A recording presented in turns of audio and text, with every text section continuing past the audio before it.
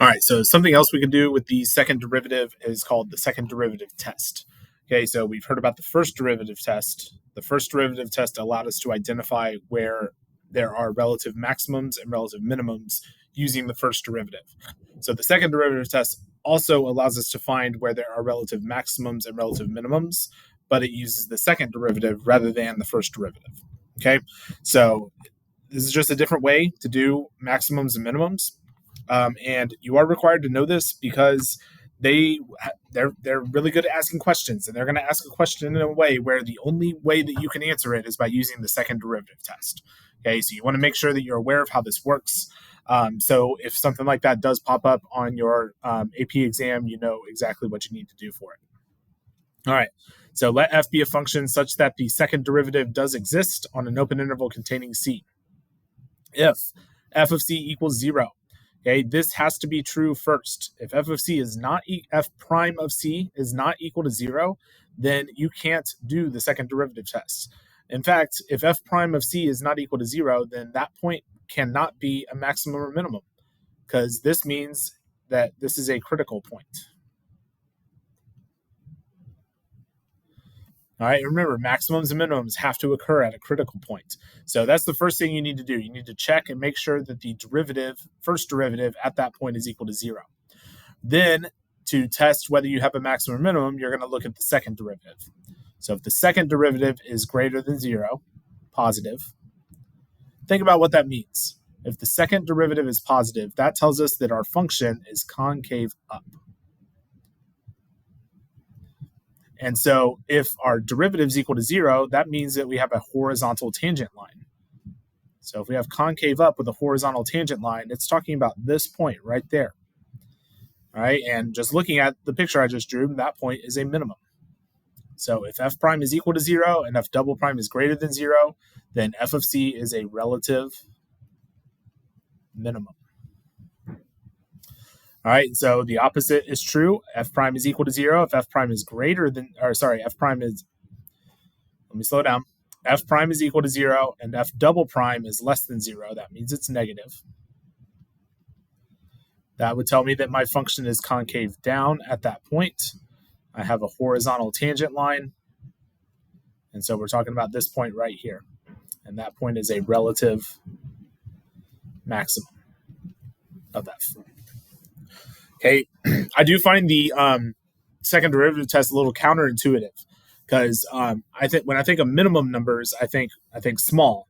So having f double prime be greater than 0, that seems to kind of clash with the word minimum. Greater than and minimum seem to clash with each other. And then this one is less than 0 and maximum seem to clash. So I've been known to write down the wrong one. Right? I write down f double prime is less than 0, but then I write minimum. Okay, so I would always recommend drawing yourself a picture. You know what f prime less than 0 means. Concave down, draw it.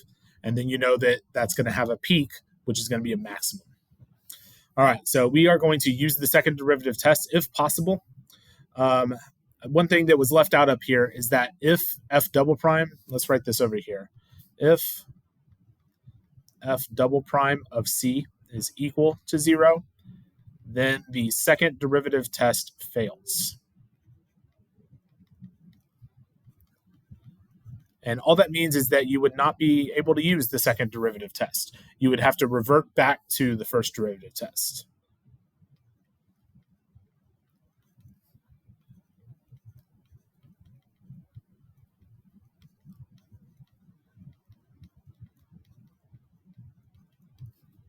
All right, so if you get a second derivative equal to 0, the second derivative test doesn't work, and you have to revert back to using the first derivative test. Okay, let's go to this problem. So we have our function. This is a polynomial, so it's continuous and differentiable everywhere. So let's take the derivative. That's negative 15x to the fourth plus 15x squared. And we're trying to find the relative extrema. So relative extrema occur where the derivative is equal to 0, the first derivative. So we set that equal to 0. I can take out a negative 15x squared. That leaves me with x squared minus 1. Okay, so I get x equals 0. and x equals plus or minus 1 from that. All right, so this is where we normally like draw a number line, do our pluses and minuses, but that's the first derivative test. We're trying to use the second derivative test. So now that we found our critical points, we're going to move on and take the second derivative. So that's negative 60 x cubed plus 30 x. Okay, and then all we need to do is we need to plug these numbers in to f double prime. All right, so I'm going to plug in 0, f double prime of 0, and that's equal to 0. All right, so that's a bad sign. So we're not going to be able to use the second derivative test on that. All right, let's hope we get something for 1. All right, so that's going to be negative 60 plus 30, which is negative 30. Negative 30 is less than 0, so that tells me that my function is concave down at that point, and that means this is a maximum. All right, f of negative 1. F double prime of negative 1. I forgot to put my double primes here. All right, so negative 1 cubed is negative 1 times negative 60 is positive 60. Negative 1 times 30 is negative 30. 60 minus 30 is 30. 30 is greater than 0. That tells me if my function is concave up, and that point would be a minimum. All right, so we still want to find this to find the relative extrema. Just because the second derivative test fails doesn't mean that I can't still plug this into the first derivative. Okay, and I would recommend factoring your first derivative. That's not it. We already did that. All right, so we have our factored form right up here. You can't plug in 1 or negative 1 because that's going to give you 0. So I'm going to go to negative 2. So if I plug in negative 2, I know I'm going to get a negative from this. X squared is always positive. Negative 15 is always negative. Positive times a negative is a negative. All right, so if I plug in negative 2 and I square that, I get 4, which is a positive. All right, I'm starting to think maybe I need to plug in like negative half. I think it'd be okay. Well, no, I don't think so. All right, so we have our 1 and our negative 1. So yeah, I am going to plug in negative a half. Still going to be a negative out here. Negative a half squared is 1/4. Minus 1 is also a negative. Negative times a negative is a positive. All right, I'm going to plug in positive 1/2. Still get a negative out here. Positive 1/2 squared is 1/4. Minus 1 is a negative. Negative times a negative is a positive. So x equals 0 is actually not a relative extrema at all. We tested our first derivative test, and the first derivative does not change sign. Our second derivative is equal to 0, so that's just nothing. All right, so we are ready to write our answer.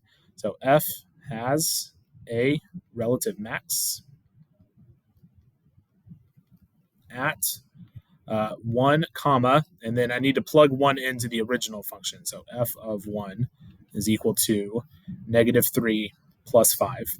So that's 2. So 1 comma 2, because f prime of 1 equals 0 and f double prime of 1 is less than 0. So it's a lot nicer to write out your justification. There's less to write with the second derivative test. All right, f has a relative min at negative 1 comma. All right, and I'm going to do f of negative 1. So negative 1 to the 5th, that's positive 3. That's minus 5. That's negative 2. So negative 1, negative 2. And because f prime of negative 1 is equal to 0 and f double prime of negative 1 is greater than 0. Right, that'll do it for that one. All right, so this is an example of a problem that they could give you where they're forcing us to use the second derivative test. Okay, there's no other way to do this one. All right, so suppose that f has a continuous second derivative for all x and that we know that these three things are true. G is a function whose derivative is given by this for all x. Does g have a local maximum or a local minimum at x equals 3?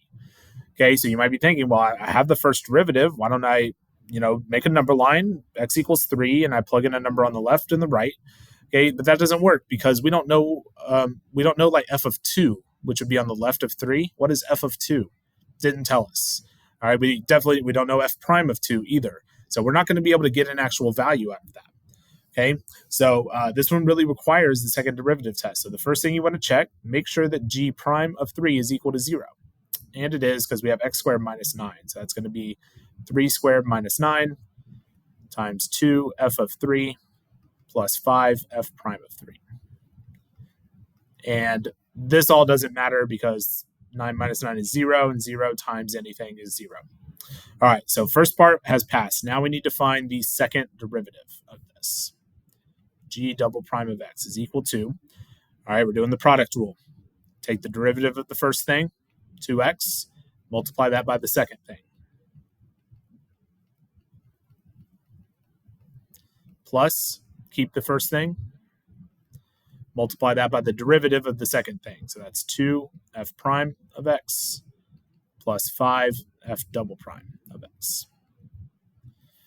All right, now we need to plug 3 into this. So g double prime of 3. So that's 6, 2 times 3, 2 f of 3. F of 3 is negative 4. Plus 5 f prime of 3 is 1. 3 squared is 9 minus 9.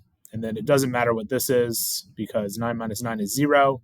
And anything multiplied by 0 is 0. So that whole term cancels out. So this is equal to 6 times negative 8 plus 5 is negative 3. 6 times negative 3 is negative 18. The important thing about that number is that it is less than 0. If my second derivative is a negative number, that tells me my function is concave down at that point. And this is a critical number, so it's at that point where there's a horizontal asymptote, and that means that we have a maximum. All right, so we would say G has a, we'll use the word local since they used it in the problem, local max at x equals 3. Reason, because f prime of 3, nope, not f, this function is called g. G prime of 3 is equal to 0, and g double prime of 3 is less than 0. All right, that's how the second derivative test works. Hope you all enjoyed that one. See you for the next video.